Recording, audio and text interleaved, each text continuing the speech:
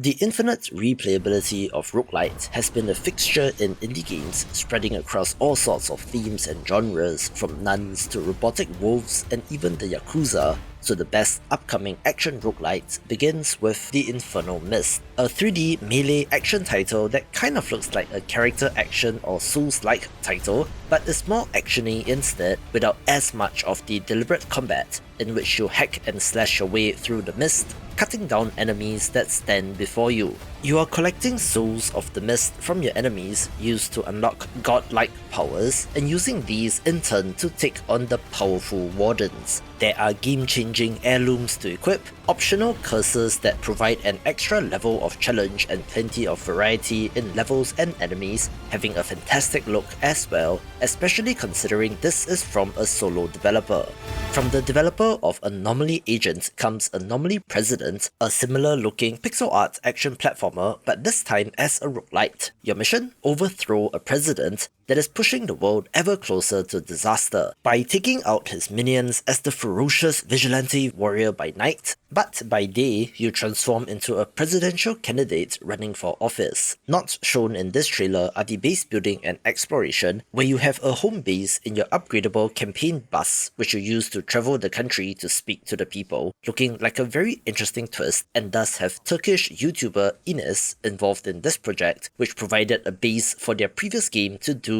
very well. This video is brought to you by Schism, a frequency-switching action roguelike RPG currently in early access. Set in a world blanketed in garbage, you play as a prisoner sent into the tallest trash mountain with the objective of finding the schismatic engine, the source of the world's power. However, your ship crashes and you must fight your way out. This top-down action roguelite shooter incorporates the mechanical complexity of interactions of traditional turn-based, grid-based roguelikes with inspiration from the shoot-'em-up Ikaruga. You can switch between red and blue frequencies to dodge enemy projectiles, adding a bullet hell challenge to the mix. There's a full RPG leveling system with 8 stats to improve, over 60 weapons with modding options, 220 plus game-changing relics that lead to exciting builds, and 24 gods to appease for their boons, resulting in high replayability. The art style is a nostalgic throwback to old-school PC games that predate Steam, making it a unique entry in the genre. Schism has been steadily evolving in early access since December 2023, with regular patches and updates, so if interested, you can pick it up now with a 1.0 release planned for February 2025. Alright, hear me out on this one, since Nunholy, of course, with the theme and character design, is definitely going for a certain waifu thing, but at the same time, the minute-to-minute action looks good, set in a world overrun by vampires, and as a holy nun, it is your job to hunt them down. Interestingly, there seems to be somewhat of a risk-reward system, since you can choose whether or not to absorb the power of defeated vampires or to sell it to upgrade your equipment, instead relying solely on your human abilities. There's a whole equipment system with a variety of weapons, from swords to axes, cannons and more, with the action looking good as well, and this releases very soon.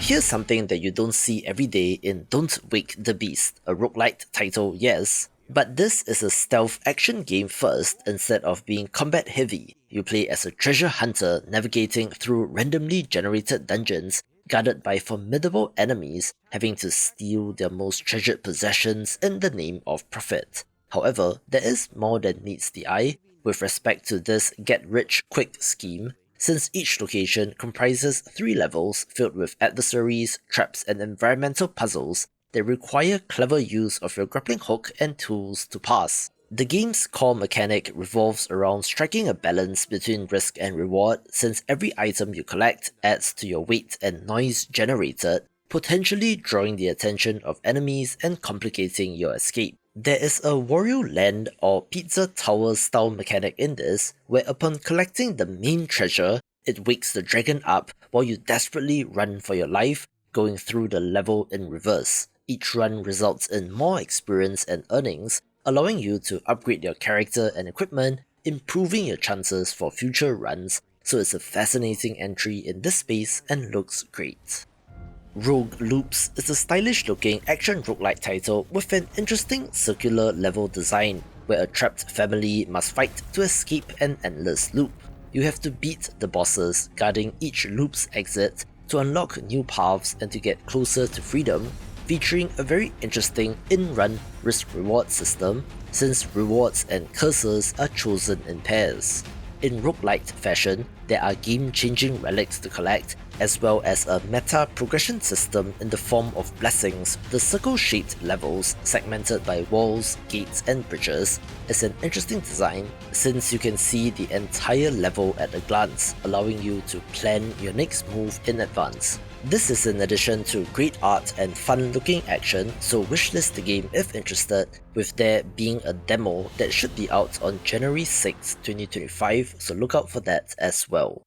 We are beginning to see more 3D and third-person action roguelike titles following the success of games like Risk of Rain 2, with a particularly sick-looking game in both senses of the word being CRETE. This has a self-styled biopunk theme in which your humanoid character battles against the ancestors and more animal-like biopunk creatures, using their DNA to construct your own procedurally generated weapons, which is the most interesting part. The vibe, of course, feels Geiger-esque, similar to games like Scorn, in the more biological and organic-looking creatures and even weapons, which might be kind of disturbing but is certainly unique. A fun-looking action roguelike title is GIMMIKO, one that is set during the one night of the year where the shadow-blighted moon pierces through the sky, freezing the world in a time warp and causing monsters from all sorts of cultures, folktales, mythology, and movies leak into reality, so it is up to the guardian of Gimmick Temple to save the world.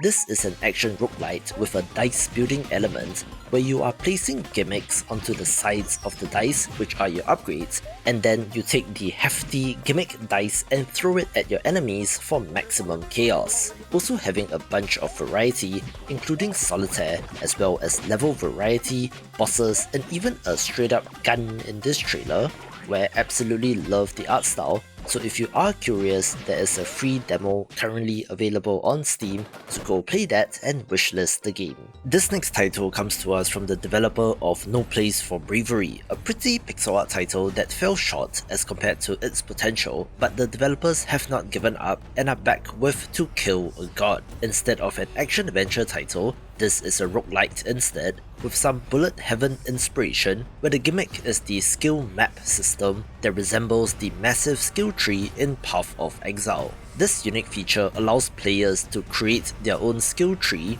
modifying it through skill crafting, with, most interestingly, every element in the skill tree behaving like characters on a journey. Well, I'm not sure what that means, but it sounds intriguing. As a young acolyte of the Old Order, you get trapped by a spell and must endure a never-ending cycle of death and rebirth, where I do love it when developers bother to explain why their game is run-based. Of course, with the freedom of a massive skill map, this means a non-linear narrative depending on where you allocate the points, with mysteries to uncover about giants, dragons, and even the lead up to the story of their previous game. In Bullet Heaven style, you can eventually get super overpowered and take out entire screens of enemies with fun combos and synergies between abilities to discover and exploit, and looks awesome. One of the most hyped in-development titles is Morbid Metal, where we did get an updated look at this 3D action roguelite title, which has the gimmick of allowing you to rapidly shapeshift between 4 different characters, utilizing their unique abilities and attacks to slaughter your enemies. It has semi-procedurally generated levels and does kind of look like a character action game to me, being purely combat focused, so I hope that doesn't get old. But with the character variety and sick visuals, that should not be a problem. Enemies come in the form of hordes of regular enemies, but also singular, powerful bosses, with the almost robot-like designs to the characters looking pretty awesome. There will of course be in-run upgrades to get more powerful, and in roguelite fashion, if you die, you will lose all progress and start over, but do have permanent upgrades that will carry over to the next run. Also, I thought that you were switching between 4 characters, yes, but the developer does talk about unlocking even more of them, and having to select a team of 4, so there's certainly plenty of variety here, perhaps Warframe-esque in some spots, and could be great. From the developer of Samurai Bringer comes Metal Bringer, a title that looks to have a similar concept, only instead of feudal Japan, this is sci-fi with mechs and robots. Our main character is a young girl who awakens in a laboratory only to discover that she has been in cryo-sleep for 1000 years, now having to search for the rest of humanity by constructing android soldiers known as Labor, as well as giant mechs known as Arms, using these to fight enemies and to explore the world. Of course, the art style is a highlight and looks very unique, and while the combat does have swarms of enemies, it is not so much vampire survivors but more dynasty warriors. Labor soldiers can be customized and upgrades with apps, and while you do lose them when you die, you can look at the data when customizing your next soldier for incremental upgrades. The same goes for the arms, since they can break down, but you can scavenge parts from enemies or even use blueprints to get new parts, with combat looking so satisfying and has cool robot designs as well. From the developer of Redeemer comes KIBORG, so if you played their earlier game, you know what to expect. Only instead of an angry old man monk type, you play as a cybernetically enhanced warrior taking part in a deadly game show in order to earn your freedom from prison. You were sentenced to 1,300 years in prison for a crime you did not commit, where in the future, death is not an escape, since prisoners are just reconstructed to continue their sentence, which makes this game show the only way out. Battle enemies in brutal looking combat with limb dismemberment, heads exploding and more, and interestingly mixes 3D brawler beat-em-up action with third-person shooting. You are able to augment your body with cybernetic implants, giving you access to special abilities and attacks, with these game-changing augmentations giving you a better chance at success. A hotly anticipated sequel is UnderMine 2, the follow-up to a popular title which released in 2020, where if you played that, you will notice a visual similarity between that game and this, so it might not look so impressive, but does place an increased emphasis on drop-in, drop-out co-op, although it can be played solo as well. As compared to playing as regular peasants, you can unlock and play as different characters, each of which is supposed to significantly change up how you play the game due to their abilities, and has also expanded the UnderMine location, adding new regions and branching paths to explore, with the final encounter depending on your choices made up till that point in time. The story revolves around a king attempting to regain control of his kingdom, but at the same time, a war between two demonic siblings threatens reality itself, looking like a refined and upgraded version of the original, so I'm not complaining about this. Speaking of sequels and hot off the presses, we just received confirmation that Hyper Light Breaker will release in Steam Early Access on January 14th, 2025. Being the follow-up to fan-favourite Hyper Light Drifter, but is a very different kind of game. Set in the same universe, you are fighting your way through the ever-changing Overgrowth in order to get to and defeat the Abyss King, having a camera angle that does kind of make it look like Risk of Rain 2, which is probably not a surprise given that their publisher, Arc Games, was previously known as Gearbox Publishing. Heart Machine has gone through its share of troubles, with reports of layoffs surfacing in November 2024, and if you look at their team page, this is a much larger and different team as compared to the 9 people that made Drifter, so it's pushing AA for sure, but it's an impressive looking title, so I'm eager to learn more. I covered Standalone in last year's video and it is not released yet, but does have a release window of 2025, so let's see if it makes it to release, being a sci-fi pixel art roguelite platformer in which you play as a great sword wielding sheep battling against wolves in this post-apocalypse. The self-described kinetic combat looks great, ramping up the intensity with every swing of the sword, which, along with the animals and colour palette chosen, does look very impressive indeed. Defeating enemies rewards you with new skills, which can be modified and transformed to create powerful new combos, allowing you to customize your attacks and flex your creativity. This is from a Korean developer, so translation is something to watch, but they do talk about intriguing secrets to uncover, which result from defeating bosses, which will reveal the true nature of the world and about your own past, and looks like it has potential. A fan favorite title is Cursebane, which I have featured a number of times on the channel before, since this pixel art katana action roguelite looks amazing and is certainly of interest.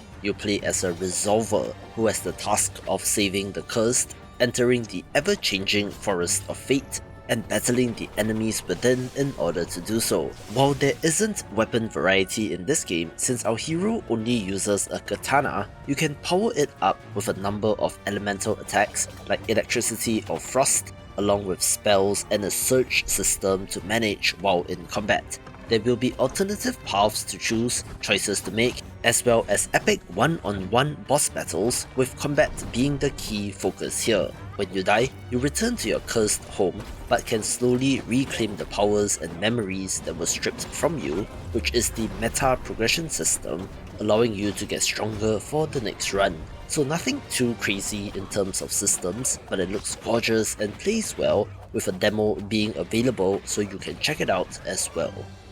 Developer Ghost Ship Games have had huge success with their mining-focused co-op extraction first-person shooter Deep Rock Galactic, so much so that they spun up a publishing division, but the main team is still continuing to work on new games, the next of which is Deep Rock Galactic Rogue Core. On the surface, this looks like another first-person shooter, and it is. So what's the difference, you might ask? Structurally, this is a roguelite, so you start off each run with only the bare essentials rather than carrying over a ton of progression from mission to mission, with difficulty escalating the deeper you get into a run rather than the more consistent difficulty curve in the original game. A new type of valuable mineral has been discovered within a certain planet, so the Deep Rock Galactic Mining Corporation sent miners down to get it, but abruptly all contact is lost, and you play as an elite dwarven reclaimer sent to investigate. This is run-based, so their focus is on getting in-run upgrades,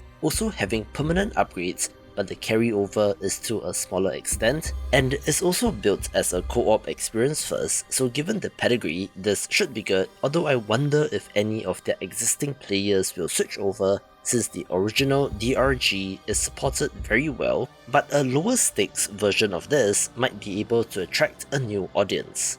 If you've been around video games for as long as I have, you'll notice that ideas and themes don't have to be wholly unique, and in many cases have been done before, but what matters is how it is put together and the quality of the final product, where Swan is a 1-4 player co-op action roguelite that takes you on an epic adventure to reclaim a fallen Camelot from the corrupted Arthur and his Knights of the Round Table. This draws upon the same Arthurian legends as Knight vs Giant the Broken Excalibur, but inverting it and having you battle evil Arthur instead. As you explore this beautifully crafted world, you'll encounter familiar friends and foes from Arthurian legend such as Merlin. You're calling upon the power of the Fey Lords, choosing from over 200 unique blessings in what appears to be a very Hades-like interface, but hey, that is one of the best in the genre, so no shame in that. There's also variation in characters, weapons, and abilities, and seems like it might have an exponential number of possible permutations because of that, which should provide plenty of variety, also having co-op support and an awesome visual style.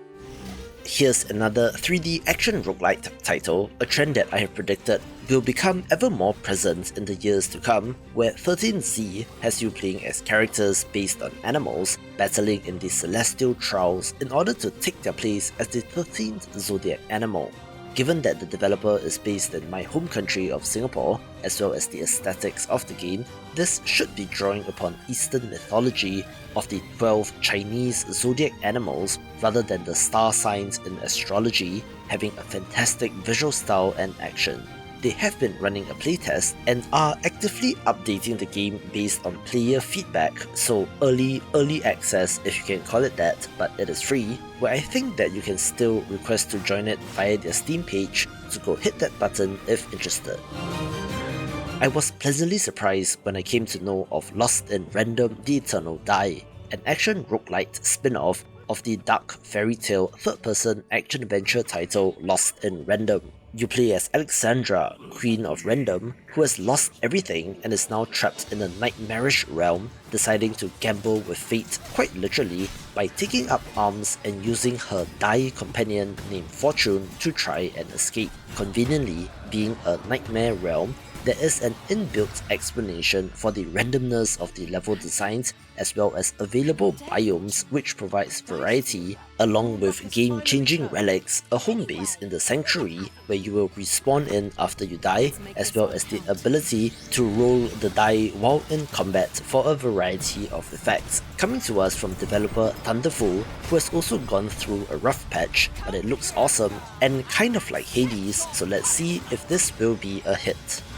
I love Crypt of the Necrodancer and always wondered why there weren't more rhythm action roguelites, so many years after that, Freaked Fleapit is going to attempt a similar kind of game in which our hero needs to dance his way through the 9 circles of hell in order to escape purgatory. There is a dating sim element to this game, with of course the character designs being of note and is definitely bait. But putting that aside, the pixel art is on point with the music, at least in this trailer, sounding very good as well. In roguelite fashion, there are a variety of different weapons and perks to try and find a build that works for you, having that narrative hook in between runs as you get to know these characters, eventually going on dates and picking one to escape purgatory with you, and looks like a fascinating blend of genres. This next title showed up at the Game Awards 2023 and was an immediate hit, and then I realized that there's quite the amount of history behind Killer Bean, a character created by animator Jeff Liu, who worked on movies like X-Men, The Matrix Reloaded and more. He first released a 3-minute web short starring the character named Killer Bean The Interrogation in 1996, another short in year 2000, and a full-length animated action film named Killer Bean Forever in 2008. So the character has been around much longer than you think, with this action roguelike title looking very impressive. You play as a rogue assassin Coffee Bean, having a procedurally generated story every time you start a new campaign, which looks very ambitious. And interestingly, in terms of combat, this mixes a third-person shooter and melee combat along with first-person sections, with the design of guns, characters and vehicles looking very impressive, even if the more sandbox-looking cities and streets do look a little drab. I'm more interested in how this controls and when it switches between first and third person, but it has the potential to be huge and did at one point have a release target window of 2024, but we don't have any official date as of recording. This next title might be a little controversial since Nevergrave, The Witch and the Curse at one point was described as being made by Pocket Pair, aka the Pell World people, although the game is now listed under a developer named Frontside 180, which appears to be a subsidiary under the main Pocket Pair company, where of course it has drawn flack for looking like Hollow Knight. However, art style aside, there's something to this witchy roguelite with Metroidvania elements. You are wearing a cursed hat and can use it to possess enemies, essentially transforming into them and using their abilities to progress further. You're collecting materials in the dungeon and using these to rebuild a village, constructing new facilities and cultivating crops, using these to produce food and potions which you can take with you on your next run. Interestingly, this has up to 4-player co-op support, so balance will be a concern, but a co-op Roguevania with a shared village building aspect is new and looks pretty great as well. South African developer Free Lives is one of the more versatile developers in the game, making titles as varied as Broforce to Terra Nil and most recently Angerfoot, with their next game being in yet another genre once again in Stick It to the Stickman. This is a roguelite platformer brawler with physics where you take on the role of a resourceful and skilled stickman seeking to climb the corporate ladder, having a healthy dose of satire in the writing and vibe as well. You are wielding an assortment of powerful and unconventional weapons and abilities, from regular punches and kicks, but also chainsaws, staple guns, Hadoukens and more, taking on co-workers to middle management and even bosses in the literal sense. The developer does talk about the opportunity to expand your company through acquisitions, incorporating a new subsidiary to squeeze out the competition that brings with it new gameplay, enemies, weapons, bosses and more, with a larger goal of building out a conglomerate that rules the marketplace. So I'm curious as to what that means in the context of the game, but given the pedigree, this is an obvious pick. A pretty sick looking title is Tears of Metal, where if the look and vibe feel similar, that might be because you have come across this developer's other title in Blood Roots, a Hotline Miami-like top-down action game in which everything can be used as a weapon, where this developer has turned to a third-person action roguelite title this time around. Set in medieval times, you play as a member of the Scottish Battalion, fighting enemies to reclaim your island as well as uncover the mystery behind the Dragon Meteor. Of course, from the action, this does kind of look like Dynasty Warriors, and while not as exaggerated in the action, you are hacking and slashing your way through an army with one of your own by your side. There's a larger strategy and management layer as you recruit fighters for your battalion as well as some sort of node-based world map to choose which mission to tackle next, along with a settlement to upgrade in between campaigns, not to mention variety in playable characters and even co-op support, with a visual style that makes it stand out, so I'm very excited for this. One of the sleekest looking in-development titles is Tenjutsu, coming to us from the person credited with making Dead Cells, who has gone indie, being a pixel art brawling action roguelite title in which you play as a renegade Yakuza, fighting back against her former associates in order to loosen their grip on the city. In addition to the fantastic looking combat, this has a city building and restoration element where you are upgrading the shops, security, weapons and food options within the different districts, and with 4 syndicates to battle, should have combat variety as well. Watch this video for more of the best upcoming pixel art games.